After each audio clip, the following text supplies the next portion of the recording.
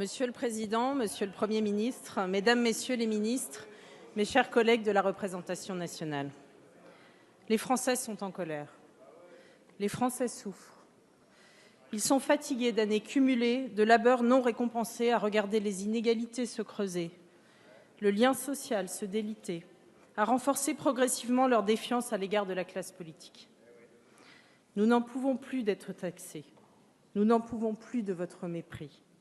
Vous nous avez écoutés, mais pas entendus. Ces messages, nous les avons entendus à de nombreuses reprises ces dernières semaines. Cette colère nous a, sur tous les bancs, interpellés.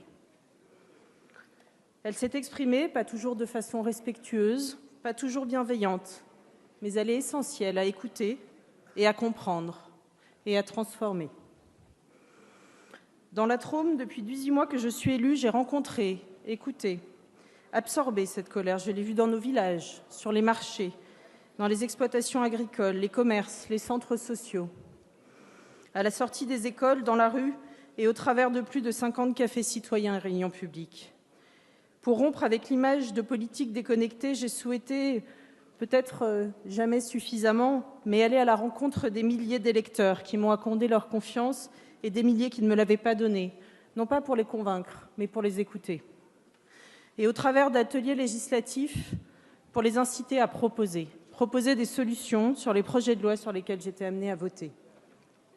Depuis 19 jours, certains de mes interlocuteurs ont changé. Ils se sont vêtus de gilets jaunes. Ils ont rejoint des groupes et un mouvement sans précédent.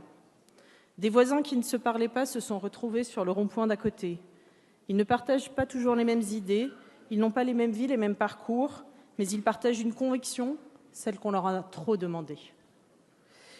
Parmi leurs revendications disparates, un dénominateur, un déclencheur commun. Le coût du carburant et plus largement le coût de la vie. Aux citoyens en colère qui ont accepté de me rencontrer, j'ai posé une question simple. Je souhaite en partager les grandes lignes avec vous. Quelle serait la première mesure que vous prendriez ? La seule réponse qui est revenue systématiquement, c'est celle qui a initié le mouvement des Gilets jaunes, c'est la hausse du prix du carburant.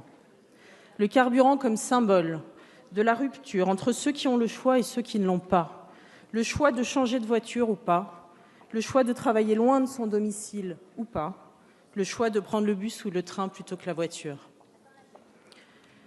C'est donc en commençant par suspendre la hausse du carburant que le chef de l'État, le Premier ministre et son gouvernement nous proposent de travailler. C'est un commencement. Cela peut paraître à certains minime, mais c'est nécessaire et certainement pas suffisant. Nous en sommes pleinement conscients.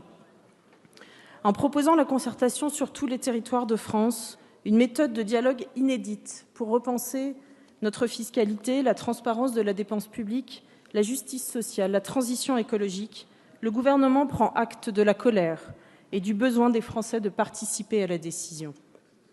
Il ne s'agit pas d'une proposition pour gagner du temps, mais bien d'une nouvelle méthode qui fait partie de notre ADN et de notre engagement politique. Nous, parlementaires, nous engagerons pour que cette concertation aboutisse sur des mesures concrètes.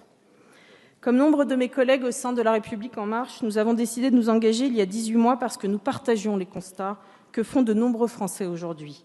La défiance envers ceux qui nous gouvernaient alternativement depuis 30 ans, la volonté de remettre le citoyen et la société civile au cœur des décisions, la conviction qu'il fallait rétablir le lien social et faire de la politique autrement. Le gouvernement et la majorité s'y emploient depuis juin 2017 pour permettre l'émancipation des Français par le travail, renforcer la solidarité envers les plus fragiles, les plus jeunes, les plus éloignés, répartir la valeur de façon plus égale, réparer la fracture entre nos territoires. Je pense particulièrement à la ruralité qui souffre depuis de trop nombreuses années du recul, de la disparition des services publics, de la désertification médicale. Cette ruralité, nous œuvrons pour inverser cette tendance et les premiers signaux sont là. Maintien des budgets de fonctionnement et d'investissement des communes rurales après des années et des années de baisse. 400 millions d'euros pour les hôpitaux de proximité. Il reste beaucoup à faire, mais cela prend du temps et fait appel à la mobilisation de tous. Nos engagements prouvent que nous allons continuer d'agir. Création de l'Agence nationale pour la cohésion des territoires, loi de programmation pour la mobilité au quotidien. Autant de chantiers qui s'ouvrent pour réduire ce sentiment d'abandon, de délaissement, de déclassement partagé par de trop nombreux territoires. Mais nous devons également reconnaître qu'à certains endroits et à certains moments, nous avons échoué. L'exercice du pouvoir est difficile, exigeant, surtout quand il s'agit de s'attaquer aux véritables problèmes de la France, quand il s'agit de réformer en profondeur notre pays, structurellement et pas uniquement conjoncturellement. Alors oui, nous avons parfois donné un sentiment d'arrogance. Oui, nous avons certainement eu l'air trop technique. Oui, nous avons certainement parfois répondu, peut-être un peu tardivement. Et la crise dans laquelle nous sommes l'illustre. Mais l'heure n'est donc pas au décompte des erreurs. Je dirais même au décompte des points. L'heure est au rassemblement, au changement de méthode pour réussir ce sursaut démocratique. Il était celui de rassembler la nation tout entière, la rassembler autour de la méthode. Nous ne devons pas laisser s'enliser le blocage qui pénalise l'ensemble de la nation. Citoyens, acteurs économiques, services publics, nous devons par cette concertation recréer le lien social qui s'est trop distendu et répondre aux besoins criants des Français de participer à la décision. Nous, élus de la nation, devons être les garants que cette concertation sera un succès, pas pour le gouvernement, pas pour la majorité, mais pour la nation tout entière, composée de ces quelques 67 millions de citoyens. Et je souhaite, par ces quelques mots, que le gouvernement s'engage à faire vivre et réussir ce moment essentiel de notre démocratie. Entendre la colère, les propositions, les idées, les besoins, les revendications et les prendre en compte. Apprendre que tout ne peut pas se décider depuis Paris, mais faire confiance à nos territoires, à leur savoir-faire, leurs traditions, leurs habitudes. Faire à la Chapelle-en-Vercors différemment qu'à Alès, différemment qu'à Paris ou qu'à Pointe-à-Pitre. En créant ces nouvelles conditions du dialogue et de la participation des Français aux décisions qui les concernent au quotidien et en assurant leur réussite, Monsieur le Premier ministre, vous êtes le garant, et nous à vos côtés, de cette démocratie. Car soyons très clairs, il est de notre devoir de ne jamais laisser penser, ici, dans la rue ou sur les réseaux sociaux, que l'anarchie ou les régimes militaires ou tout autre régime antidémocratique pourrait améliorer la situation de notre pays.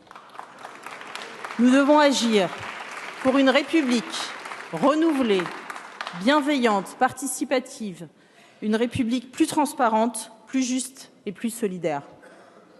Collectivement, tous dans cet hémicycle et en dehors, nous pouvons participer à cette méthode. La refuser, telle que proposée par le gouvernement, serait refuser de dialoguer, se draper dans sa colère pour s'en contenter. Nous sommes tous capables d'agir pour transformer cette colère en proposition et en dialogue. Et seul le dialogue et le respect pourront la faire aboutir constructivement. Aussi difficile que cela soit pour chacun de nous, et surtout pour tous ceux qui font preuve de défiance à l'égard de la représentation nationale, nous gagnerions à travailler ensemble. Collectivement, soyons donc responsables. À cet égard, je souhaite m'adresser aussi bien à la majorité qu'aux oppositions dans cet hémicycle. La situation appelle à une responsabilité collective. Donnons voir à nos concitoyens le meilleur de ce que la représentation nationale peut leur offrir, des élus responsables qui défendent unanimement notre modèle républicain, des élus qui ne jouent pas la surenchère et qui n'excitent pas la violence. Soyons unis autour d'un grand débat national qui, l'heure à laquelle nous vivons, aidera également les partis politiques à se remettre en cause et à créer les conditions d'un nouveau contrat de confiance avec les Françaises et les Français. Je vous remercie. Merci Madame de Lavergne. La séance est suspendue pour 5 minutes.